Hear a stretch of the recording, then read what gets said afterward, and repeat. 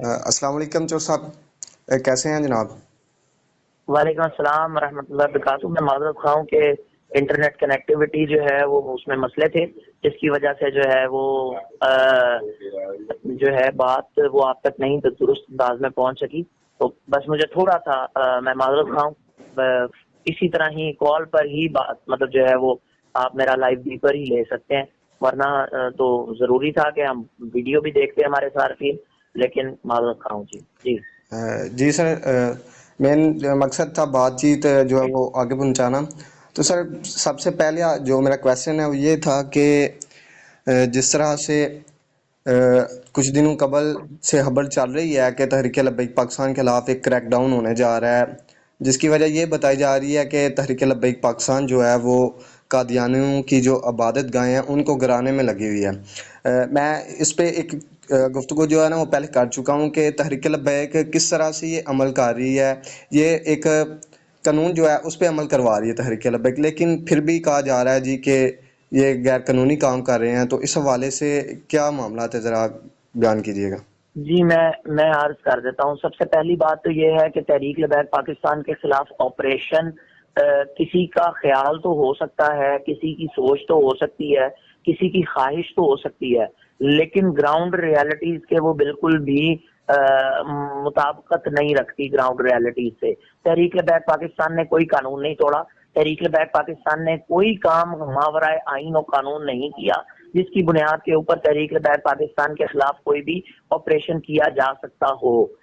تحریک طالبان پاکستان جو T T P ہے وہ دہشت گرد جماعت ہے، اس کی باقاعدہ طور پر فنڈنگ بھی ہے، وہ دہشت گردی میں ملوث بھی ہے، افغانستان کے ساتھ ان کے تعلقات بھی ہیں۔ جو این ڈی ایس کا سٹرکچر ہے پرانا، وہ ہمیشہ سے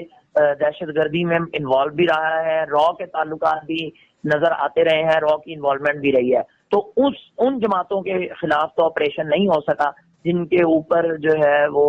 دہشت گردی باقاعدہ طور پر جو دہشت گرد جماعتیں ہیں، جینون دہشت گرد، اور جن کو آپ کسی لابی کے کہنے کے اوپر دہشت گرد قرار دینے پر تلے ہوئے ہیں، جو کہ پاکستان کی معروف ترین اور مضبوط ترین جماعت ہے، جس کی پبلک فالوئنگ بھی ہے، اور آپ ہی کے گیلپ سروے نے بھی ثابت کیا ہے کہ وہ دوسری سب سے زیادہ پاپولر پولیٹیکل پارٹی اور پاپولر پولیٹیکل لیڈرشپ ہے۔ تو اگر آپ ان کے خلاف کوئی آپریشن پلان کر رہے ہیں تو پھر آپ کی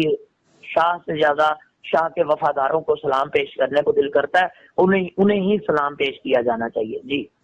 اچھا چور صاحب، ایک چیز شروع سے جو مطلب دیکھنے کو مل رہی ہے تحریک لبیک پر، اکتوبر اور نومبر یہ جو 2 ماہ ہیں، یہ کہہ لیں کہ ایک امتحان کے دن آ رہے ہیں۔ تو یہ کیا سمجھتے ہیں آپ، یہی مہینے کیوں آ رہے ہیں؟ اصل میں یہ بہار کا دن، بہار کا سیزن ہوتا ہے، اور بہار تبھی آتی ہے جب انسان آقا مولا صلی اللہ تعالیٰ علیہ وسلم کے ساتھ محبت کا حق ادا کرتا ہے۔ تو 1000 بار آسمان نے ہمارا امتحان لیا ہے، تحریک لبیک پاکستان کا امتحان لیا ہے، اور ہمیشہ ہی تحریک لبیک پاکستان کے جوان نوجوان جو ہے عشاقان مصطفیٰ صلی اللہ علیہ وسلم ہر امتحان میں مضبوطی سے کھڑے پائے گئے ہیں اور ہمیشہ سرخرو ہو کے نکلے ہیں۔ تو ایک اور امتحان صحیح، ایک اور امتحان صحیح، 1000 بار آسماں امتحان لے چکا ہو پھر بھی ایک اور امتحان صحیح، اور بے خطر کود پڑا آتش نمرود میں عشق، عقل ہے محو تماشائے لبے بام ابھی۔ تو عقل تو سوچ میں پڑی رہے وہ ایک الگ کہانی ہے، لیکن عشق اپنے فیصلے میں خود بڑا دلیر ہوتا ہے۔ اگر آپ کو کسی کو بھی کوئی بھی لابی کا کوئی کارندہ، کوئی سہولت کار، کوئی نرم گوشہ رکھنے والا، کوئی ان کے ساتھ چلنے والا، کوئی ان کی سپورٹ کرنے والا، کوئی ان کے ساتھ کھڑا رہنے والا اگر یہ سوچتا ہے کہ وہ امتحان لینا چاہ رہا ہے تو جناب سینے پھر بھی حاضر ہے، گردنے بھی حاضر ہے، میدان بھی حاضر ہے، بسم اللہ، پھر آپ اپنا شوق پورا کر لیں۔ لیکن آئینی، قانونی اور مورل گراؤنڈ کے اوپر آپ انتہائی لو گراؤنڈ میں ہیں، آپ انتہائی پستی پہ ہیں۔ اس طرح کی کوئی بھی بات، کوئی بھی عمل جو ہے وہ نہ تو ہو سکتا ہے، نہ ہی کیا جا سکے گا جی۔ جی چور صاحب، جس طرح کے تحریک لبیک کی مقبولیت کا آپ بتا رہے تھے، مقبولیت بڑھتی جا رہی ہے، اس طرح کے معاملات سے تحریک لبیک کو فرق نہیں پڑنے والا۔ ایک اور معاملے پہ میں آپ سے گفتگو کرنا چاہ رہا تھا کہ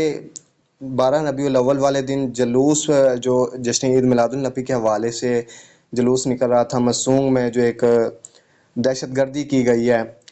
بم دھماکہ جو ہوا ہے جس میں کافی زیادہ شہادتیں ہوئی ہیں، اس پر میرے دو سوالات ہیں چھوٹ صاحب کہ ایک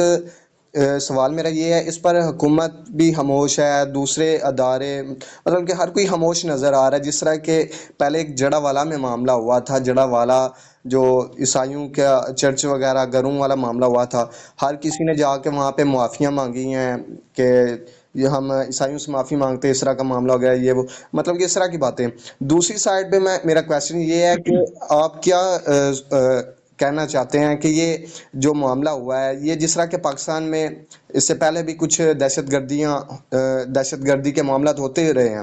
تو یہ بھی اسی ضد میں کوئی معاملہ تھا، یا کہ یہ اسپیشل ایک ٹارگٹ کیا گیا تھا تحریک لبیک کے جلوس کو اس طرح سے کہ یہ جلوس جس طرح پچھلے سال حویلیہ میں روکنے کے لیے کوئی کوشش کی گئی تھی، یا یہ کوئی اس طرح کا معاملہ ہے؟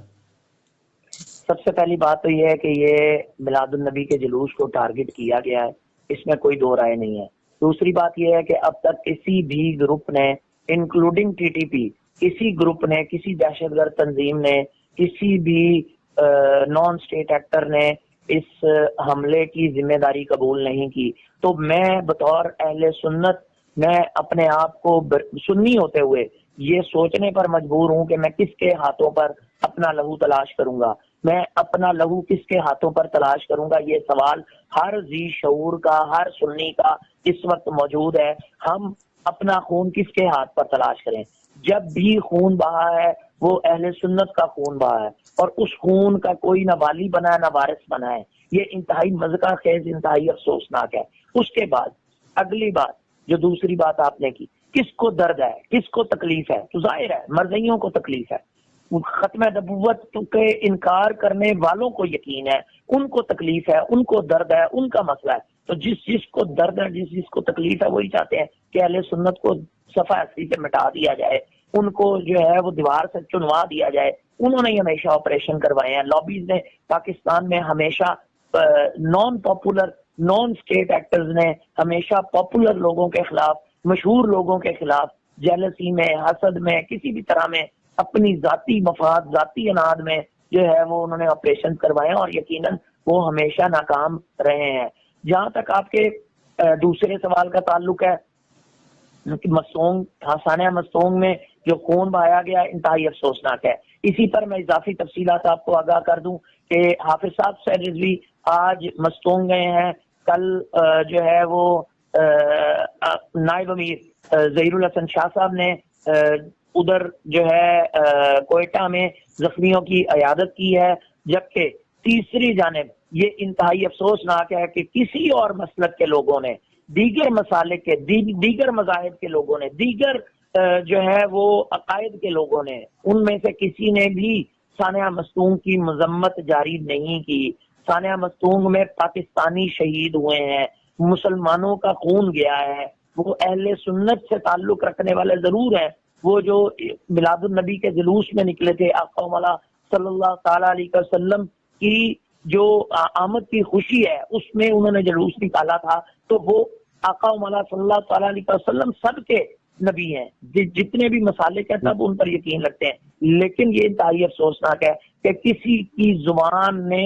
ایک لفظ بھی کہنا گوارا نہیں کیا کہ سانحہ مستونگ میں جو کچھ ہوا، وہ 92 شہداء کے لاشیں جو سانحہ مستونگ اور ایک اور جگہ، وہ انتہائی افسوسناک ہے کہ اس کے اوپر مذمتی بیان تک دینا گوارا نہیں کیا۔ کل آپ کس منہ سے کہیں گے کہ جی مسالک، بین المسالک ہم آہنگی ہونی چاہیے، بین المذاہب ہم آہنگی ہونی چاہیے؟ کیسے، کس منہ سے کہیں گے؟ آپ کو جب جڑاوالا میں ایک بھی شہادت نہیں ہوئی،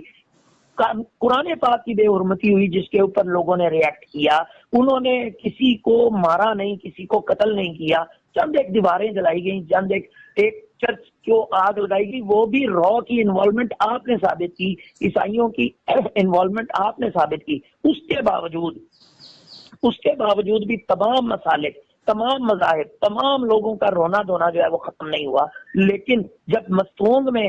سنیوں کا خون بہایا گیا تو وہاں پر کسی کی زبان نہیں ہلی، کسی کو درد نہیں ہوا، کسی کو تکلیف نہیں ہوئی۔ یہ انتہائی افسوسناک ہے۔ اس تمام سانحے پر ہونے والے سانحے کی جتنی مذمت کی جائے وہ کم ہے۔ جی جی چور صاحب، آپ کی گفتگو سے میرے ذہن میں نا علامہ حافظ سعد حسین رضوی صاحب کا ایک وہ کلپ آ گیا کہ علامہ حافظ سعد حسین رضوی صاحب جب لاسٹ ٹائم جلوس پر جو شیئرنگ وغیرہ کی گئی تھی، حویلیاں والا جو معاملہ تھا، وہاں پہ ان کا ایک کلپ تھا کہ مجھے سمجھ نہیں آ رہی میں کس کے پاس لے کے جاؤں ان کو، مطلب کہ ان کا ہی خون سستا ہو گیا، ہمارا ہی خون سستا ہو گیا کہ جس کا دل کرتا ہے، جب دل کرتا ہے، جہاں دل کرتا ہے گولیاں برسا دیتا ہے، شل برسا دیتا ہے، کسے حساب مانگوں ان چیز کا۔ تو میں یہ ایک کویسچن یہاں پہ کروں گا کہ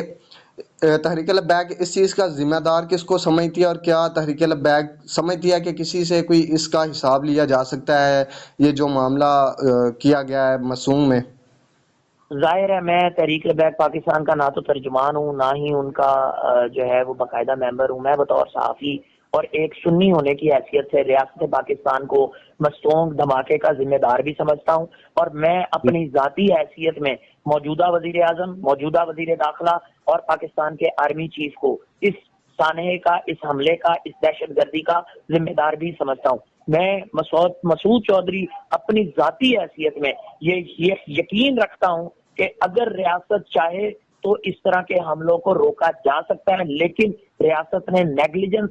شو کی ہے، ریاست نے اپنی عملداری قائم نہیں رکھ سکی، اور اس کے بعد جو غیر ذمہ دارانہ بیانات وزیر داخلہ، وفاقی وزیر داخلہ اور وزیر اعظم پاکستان اس وقت دیتے پائے جا رہے ہیں، وہ انتہائی مذاق خیز ہیں۔ اس سے نہ صرف زخموں پر نمک چھڑکنے کا کام لیا جا رہا ہے، بلکہ اہل سنت کے دل جو ہیں ان کو مزید تکلیف دی جا رہی ہے۔ ان بیانات میں جو مرضیوں کی حمایت میں دیے جا رہے ہیں